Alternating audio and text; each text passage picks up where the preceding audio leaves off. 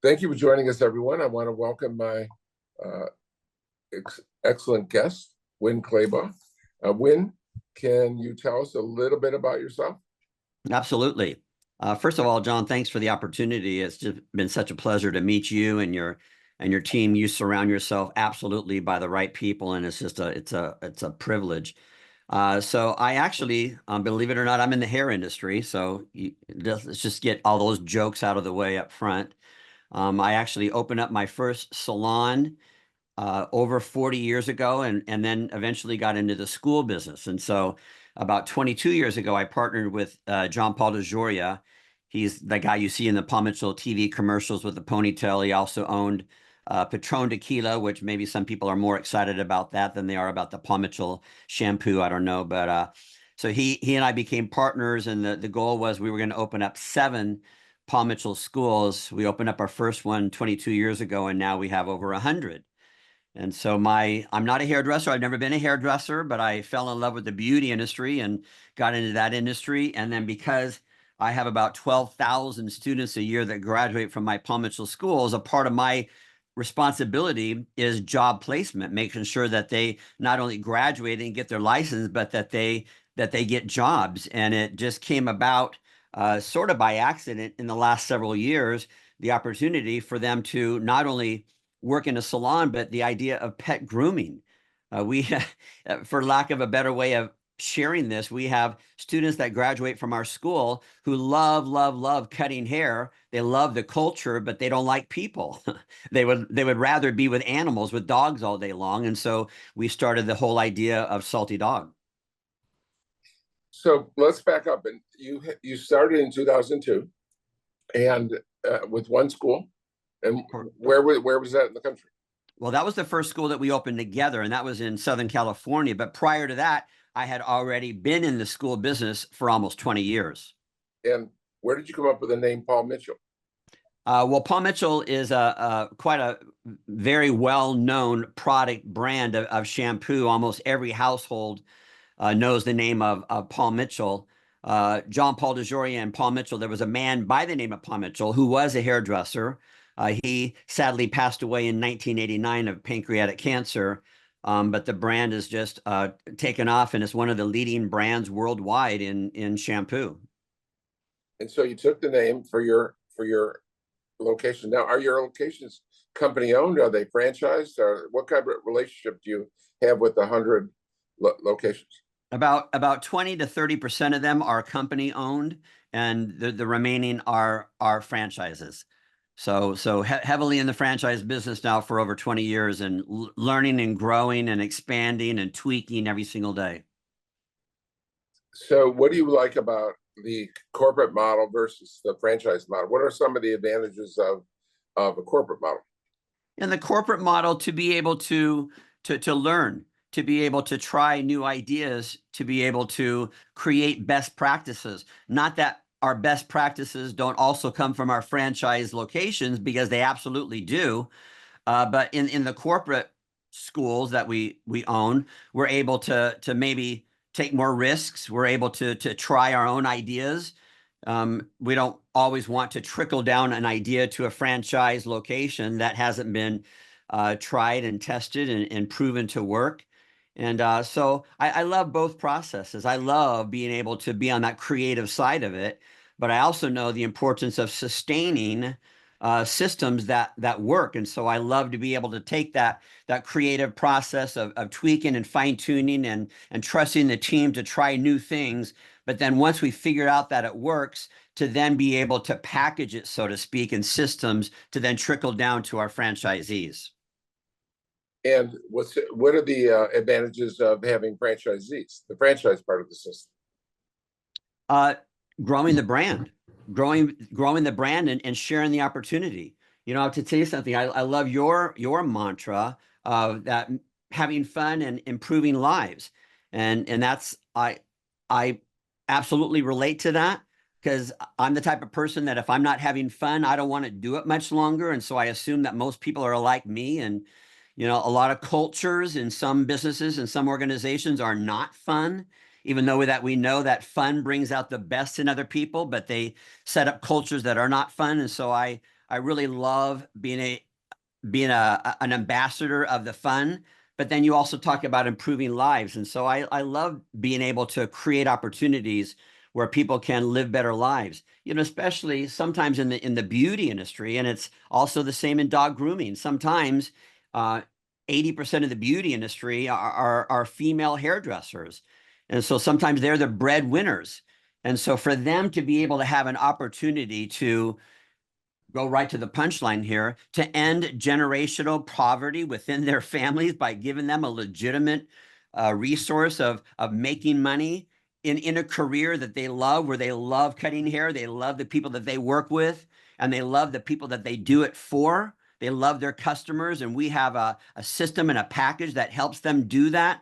There's nothing better than that. What's the approximate price that a student pays for the entire experience? The tuition can cost anywhere between like $20,000 and $25,000. It's different from state to state. Some states require only 1,000 hours of training. Some states require up to 2,000 hours of training. So it just depends on the length of the training. And there's different courses too. So there's cosmetology, there's skincare, there's makeup, there's nails, there's barbering. So we have different courses. And you have what is the approximate cost for a new franchise, all in, to open a location? That's a good question. So as we were saying before you and I started recording, there's lots of answers that I don't have the answer to, but I know who knows. So okay. Oh, good. So and have you developed you said that some of the students have would rather work with animals than people, and I know how they feel. But they right. So and when did you start noticing that there was a trend towards not all of your students wanted to work with humans? How long ago did you really pin that down? Probably since around the year 2017. And what led up to that is all of our schools have what we call a pet club. And so that pet club primarily is to do work in the community, outreach and philanthropy work. And so that pet club would raise money for animal related causes, health and rescue. And we've donated, literally millions of dollars to those things. Every community where we have a Plum Mitchell school, we want them to be active with their local shelters for not only rescue, but pet adoption. And as you know, a groomer can play a big role in that, just like a child who lives in a family of poverty because they're not groomed, because the family can't afford haircuts. Now that kid is going to school ungroomed and they can be a target for bullying. The same thing applies in the pet world too. If we're trying to adopt animals, adopt dogs, and they're in a shelter and they're not groomed and they're kind of mangy and everything, for groomers to go in there and make that dog look better, there's a better chance at adoption. And so we want all of our schools to have that relationship within their communities in the animal health and rescue world. Well, in doing that so much, it just kept on coming up again and again. Gosh, when I love doing that. I love being able to go to the local shelter and groom these dogs. Even if we're not properly trained on how to groom animals, we know how to cut hair. We know how clippers work because what do they say? It's tested on humans first. So we kind of switch things around a little bit. And after hearing that over and over again, we thought, you know what, there's something to this.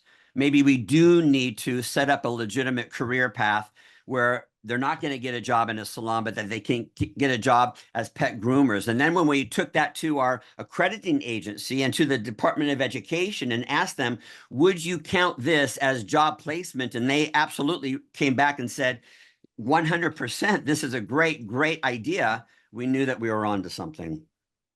Have you actually developed the course yet for grooming, for pet grooming?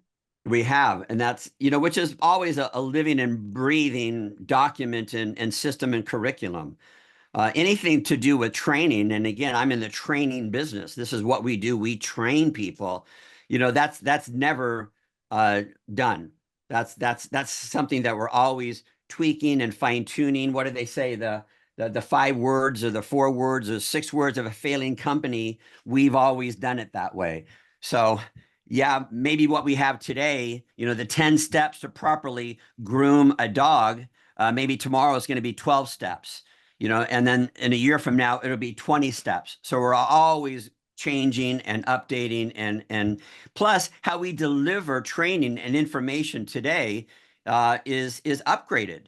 There's a lot that we can do through e-learning and virtual that was just unheard of even a couple of years ago.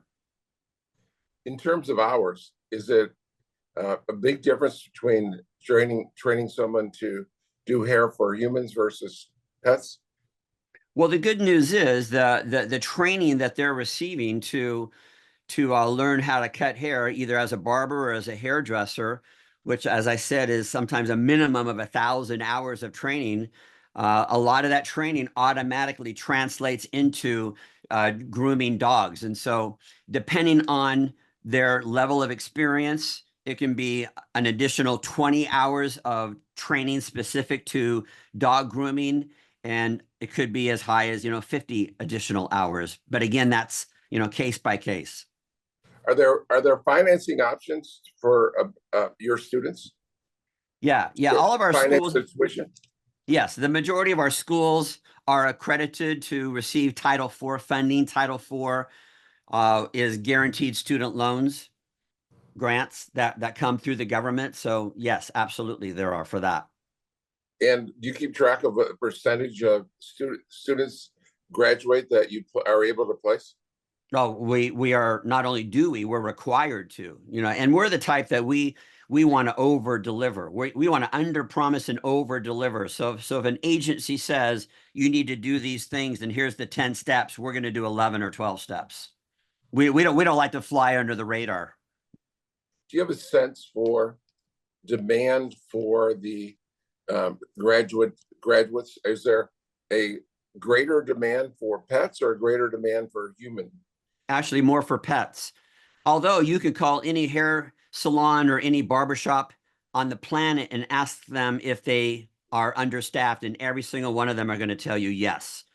And even more so in the dog grooming business, which why, by the way, is so brilliant of what Loyalty Brands is doing with Zooming Grooming and Salty Dawg, because oftentimes it's the ma and pa type grooming place that is struggling. So when there's a system and a brand that is backed up with experience and systems and marketing and training and everything else, that gives those mom pop type stores a chance.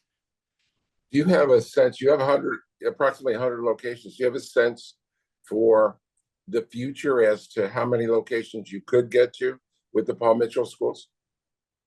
It's yeah. Could we double the number of Paul Mitchell schools? We probably could, but that would be pushing it. When you consider so in San Francisco, that very large city, we have one. In all of Los Angeles, we have 2 locations. So it's it just depends on the city, but it's also something that not something that we're looking to grow and expand. Salty Dawg, absolutely. We're thrilled and looking in any community. We figured that wherever we have a Paul Mitchell school, it would be easy to have 5 to 10 Salty Dogs within a 20-mile radius of that Paul Mitchell school. Out of your 100 locations, and most of them are franchise, you said, how many of them have classes for groomers, pet groomers? None of them do. None of Okay. them do. Yeah, but what we do are career days. So what we do is have, and it's not just with dog grooming, we do it with other companies and organizations as well. But where dog grooming, the groomers, the Salty Dawg people would come into a Paul Mitchell school and do a presentation. And of course, you bring a couple puppies in and everybody goes crazy. And before you know it, you got 100 students signing up like, I'm really interested in this. So if we have a relationship, we have Salty Dawg. If you're a Salty Dawg owner, how do you align yourself with the Paul Mitchell schools? By developing a relationship, first of all, with me, and I'm not going anywhere. I've Right. been doing this for a very long time. And then I help facilitate the relationship with the local Paul Mitchell school. And by the way, it doesn't always have to be a Paul Mitchell school. In any beauty school, there are people who have passion, who have talent, who have drive, who love cutting. But as we said, they would rather work with dogs than with humans. And so even if there's not a Paul Mitchell school in your city, which would make it easier for me to personally be involved, and I am personally involved, it exists. So do you have any large national competitors? In the Paul Mitchell school world, Yes. you know, there are a few. We are the largest, and I'll venture to say we're the most respected, um, because there have been brands that were large, and then all of a sudden they started shutting down locations. Some that went completely out of business and just pulled the plug altogether and got out of the school of business. And for us, it's the opposite. Not only are we sustaining that, we're growing. So we're continuously adding locations. I'll tell you, it's more organic than, you know, I don't think you've ever seen Paul Mitchell schools at a franchise convention, trying to sell up the opportunities. That's never happened. It's all word of mouth. It's all organic from our current owners or people who hear about us and make the connection. And I assume during the 1,000 or 2,000 of hours of training, whatever, however many it's required, much of that is on real human beings. Between mannequin heads and real human beings. And so just to give you an example, I have my location that's, you know, within 5 miles of where I live and where I am right now. 5,000 customers a month go into that location to get their hair done. And do you give those customers a discount, or We do. how do you entice the customers to come in? We do give them a discount. You know, it's funny though, as much as we do give them a discount, there are actual salons who are charging less than we're charging in our school. But you know, you walk into our school, it's the way, you know, beauty schools were before I got into the business. Again, 40 years ago, beauty schools were the ma and pa type, and they were, you know, they hadn't been remodeled or cleaned or painted in 20 years or updated their curriculum or their standards or they never trained their team. You know, well, since we got into the school business, now all of that has changed. Same thing right now with pet grooming, that because of what Loyalty Brands is doing with Zoom and Grooming and Salty Dawg, you better believe it's going to upgrade all groomers, all grooming places. Now I forget what the question was. The question was, how do you entice them to come into a school? Oh, right. Yes, yes. You know, we know who our target market is. And like when I first got into the beauty school business, again, 40 years ago, the type of clientele that came into a beauty school were shampoo set old ladies. You know, old ladies, once a week, they would go in and they would get their hair set. And, you know, we love these old ladies, you know, but what would happen is these students, you know, their 20-year-old students would graduate from beauty school not doing any haircuts. They did 500 shampoo sets on old ladies. They didn't cut any hair. And so I would stand on a stage in front of 1,000 licensed hairdressers and ask them, how many of you learned how to cut hair after you graduated from beauty school? And almost every hand would go up. And I'm like, you know what? That's what we have to change. And so what we purposely did was we started marketing to college students, you know, college students who temporarily they can't afford it. It's not, they haven't sworn their lives to poverty. You know, they just temporarily, they can't afford an expensive salon haircut, but they have the mindset of quality and created an environment that spoke to them. My gosh, we had a line around the block once we started doing that. Excellent. So several years ago, some time ago, you noticed that you were producing students who would rather work on pets than, and so is that, tell us how that's related to the formation of Salty Dawg. Here's how it happened. Because again, as I mentioned, we accept Title IV funding, so guaranteed student loans. If somebody is coming to attend our school, you know, part of that paperwork process is we see their financial statements or we see their tax returns. So a girl came in and she wanted to sign up for our school. Her tax returns showed that she was making, you know, a good living, a good amount of money. And And we were like, gosh, with all due respect, you're already making a lot of money.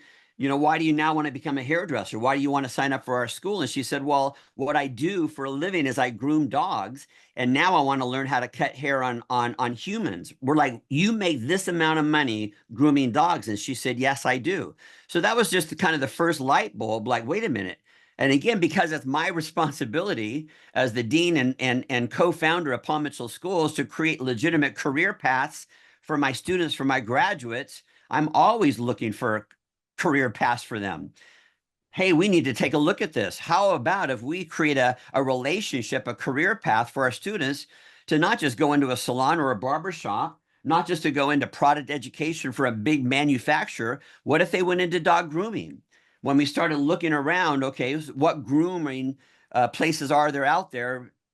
Again, the last thing that I want to do is bash what exists out there. But what we found was, again, that I keep on saying it, the ma and pa type, where they're really, yeah, you can get a job here, but it wasn't clean, and it didn't smell good, and there wasn't really a culture of where the team was united, and where the boss and the owners really cared about those groomers and took care of them, and there was continued education, and where they were reaching out to their community to give back and to raise money and create awareness in support of animal health and rescue.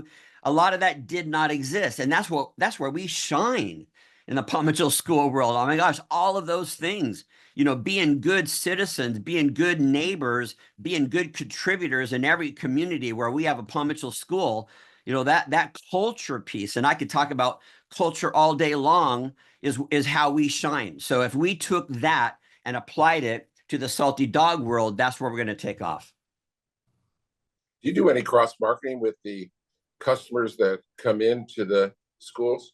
I mean, for example, do you give them we have many brands. Do you give them a tax return, or do you give them a free something else, an opportunity?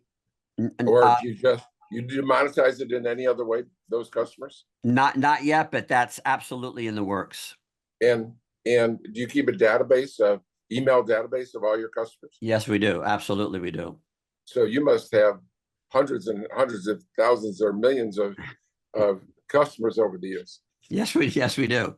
Not only with the customers who are getting their hair done in our schools, but a database of hundreds of thousands of graduates from my Palm Mitchell schools. So some of them might become a franchise of Salty Dawg, or groomers in a Salty Dawg.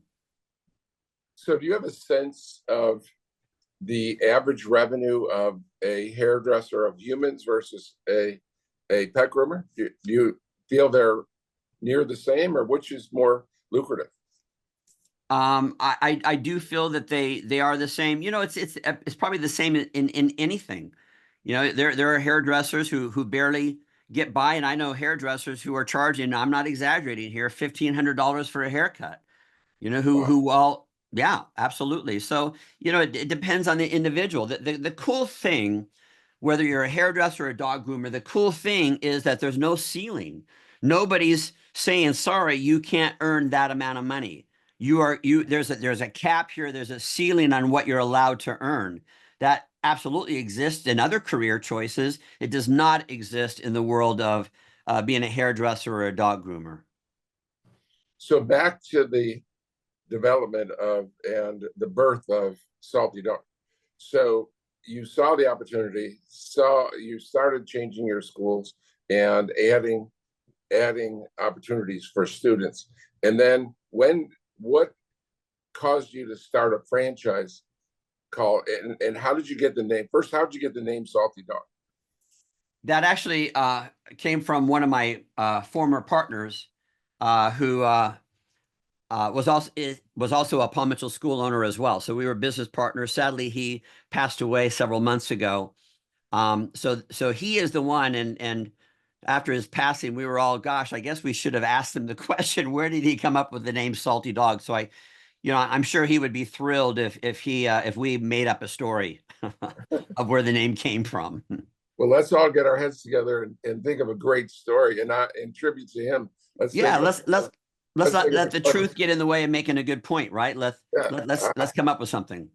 I'll give you everyone a tip. And so if any of our listeners have an idea of the story, I can tell you the real story of how I invented Liberty Tax. I was driving down West Sahara Boulevard and I saw a huge Statue of Liberty, like 35 feet, in front of a little shopping center called Liberty Shopping Center, right? Okay. And I said, everyone within 20 miles of this must know where this is. And so, and I don't know any other company called Liberty Tax.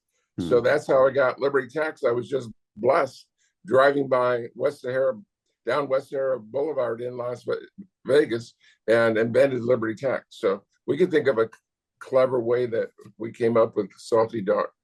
And the spelling, of course, is DAWG. Yes. But so your partner comes up with the idea, and he gets a group of you together, and you decide to franchise Salty Dawg.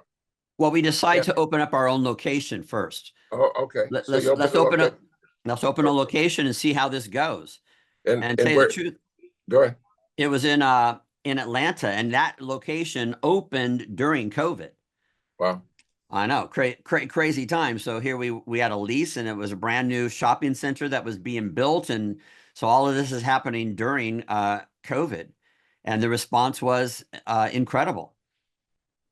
You know, there was like a 2 or 3 month waiting list for dogs. And so when did you decide to start franchising? Soon after, because we always knew that was the end result, that would be the goal, having had by that point, you know, almost 40 years of experience in the Palm Mitchell school world. And initially that was my thought, you know, gosh, this is a great opportunity, not just for the people that I'm already in business with. You know, why couldn't some of the people that I love and care about the most that I'm in business with create an opportunity, a franchise opportunity for them, alternative to what we're already doing? Do you think there's any household names in storefront grooming? I mean, obviously there's PetSmart. They are wide. They do everything, right? They have food and I haven't been in a PetSmart, but they're huge. They're like a Walmart. Exactly. Are there focused grooming locations that are national names to your knowledge? There are a couple, but even if we were to name them now, I have a feeling that the majority of people would say, I've never heard of them before. They've all heard of PetSmart. You know, but you know, grooming, that was an add-on to PetSmart, and not every location of PetSmart has grooming. That's not their bread and butter, so to speak. And so, but to answer your question, no, which is why I think there's such an incredible opportunity, because there is not an established one. Yeah, I can say this, that in 1982, when we bought Mel Jackson Tax Service, we had 6 locations, and they're all in Virginia Beach. The national recognition was 0.00001, right? But today, Jackson Hewitt, over 70 or 80% of the population know who Jackson Hewitt is. Right. So the opportunity, there's a vacancy sign in this industry that is crying out for a national name. And so that presents an opportunity that I never had that. I always had to compete against H&R Block, but in this industry, we have the opportunity to be number one very quickly and become a household name. So you started with one store and then you started franchising. That was always your goal? That was the goal. So yes, we did make an appearance at you know, certain meetings and gatherings and franchise opportunities. But again, to tell you the truth, what we were considering to be our coming out party was the big franchise convention in Las Vegas, multi-unit franchise convention in March. And again, sadly, my business partner died 3 days before that. Wow. Yeah. So obviously one of your differentiators is to every other groomer, every other storefront grooming chain, is the Paul Mitchell relationship. And everyone has to have differentiators, right? If you're going to compete with the big dogs, then you're going to need to have differentiators. So that's one of the unique things about Salty Dog. And what else is a differentiator in your mind that why Salty Dog is going to prosper over its competitors? The idea of really incorporating the needs and the sentiments of the pet parent, because I know my experience in working with, and we love the local groomer that we would take our dog to, but sometimes you didn't know what was going on back there. We drop off our dog, and some of them are just fine. I had this one dog, his name was Felony, a Jack Russell. And I would drop him off, okay, they'd take him to the back room. I'd pick him up 2 or 3 hours later, and he would come out not Felony. He would come out, skittish and scared. And I was like, what happened to you back there? Like, what was going on back there? And of course, you were never privy to that. And so just that one simple concept of making our Salty Dogs very transparent. It's all glass. If the parent chose to, they could stand there and sit and watch every step from when they were bathed to when they were groomed to when they were finished, and they could watch the entire process. And that's just one idea. The other idea, back in the days, people hated to go to hair salons. Why? Because of the smell. Well, of course, salons had to address that. There's something we can do here. It's the same thing in the pet grooming. You walk in and the smell alone is just, gosh, I don't want to hang out in here. So just tiny little simple things. I truly believe that the myth is that it's only one thing that you need to do to be successful. And that's the myth. People who are truly successful, it's because there's a whole bunch of little tiny things that they do, but they do them consistently every single day with every customer. And that's what makes them successful. It's not just the one big thing. Well, you said an important word. You said in there, consistency, right? When I think of the greatness of someone like Tiger Woods, right, or Michael Jordan, but I'll use Tiger Woods because that's a simpler sport, although equally challenging. But I bet you if I played golf, went out and played Tiger Woods, and my handicap, if I ever went out today, would be 40, right? But I bet if we played a round of golf, and whoever the best golfer is in the world, that he'll shoot 70 and I'll shoot 110. But I bet you that there's at least one shot or two shots or three shots, a punt, a drive. I hit my drive, 200 yards down the fairway, and he hits it 300 yards and it goes out of bounds, and he loses a stroke. I bet you there's 1, 2, 3, 5 times I'm going to have a better shot than him. But the difference, I believe, is in between greatness and average or mediocre is the massive consistency of excellence. Right. Well, I've heard you say it. If you're the smartest person in a room, you're in the wrong room. If you're the smartest person working in your company, in your store, in your organization, I feel sorry for you, because that means that you're now going to be forced to work 7 days a week, 12-hour days. I would rather be a collaborator where what I'm really, really good at is bringing out the best in everybody around me. Oh, and by the way, they do the same thing for me. Empowerment is so key. If Totally. And I think delegation is one of the biggest weaknesses certainly in the United States in management. The people are unable to delegate. But back to your many different things. What I do in my companies is we come up with a top 10. These are the 10 most important things you need to do. And it's not one and it's not 100, but it's 10 different things. And so have you ever done anything like that in Paul Mitchell schools or in Salty Dog? Come up with these are the key things. Over and over and over again. And by the way, I need to call you out because I'd heard a podcast that you did where it was the 30 best reasons of being a franchise. You couldn't narrow it down to 10. So you broke your own rule with that one, but it was a good podcast. But well, yeah, and by the way, we don't have one list. There's multiple lists. Like, for example, we have what we call the golden rules, and there's 13. I couldn't narrow it down to 10, but I got it down to 13. Number 1 is be on time. Number 2 is always be in a great mood, fake it when necessary. And that list just goes on because what it does is it sets the standard of this is how we protect the culture. culture, the importance of creating that space where when people walk in, and we do it as consumers, you walk into a restaurant and it's like, I like it, I don't like it. Within 30 seconds, you make that decision. And it's not just based on how beautiful the space is, it's also based on the feeling. Do the team like each other? Do they communicate with each other? Do they support each other? You know, are they more concerned with putting money into their own pocket as they are with putting money out into the community to do good things? All of those things establish a culture that people want to belong to, and not just customers. I'm talking about team members as well, because the customer may be loyal, but if the team member hates their boss and hates the culture, and the culture is toxic, and well, you better believe that that's absolutely going to trickle to the customer as well. And what's your mission statement at Paul Mitchell's? When people come first, success will follow. And that's real simple and real basic, but I could break it down and break it down and break it down of exactly what that means, what we do on a regular basis to achieve that. You know, we try to simplify it, but we're really clear on what that means. In fact, you know, to stand behind that mission statement and to establish that culture, we've broken it down to 3 basic human needs, and we talk about those 3 basic human needs over and over, because again, we never graduate from this stuff.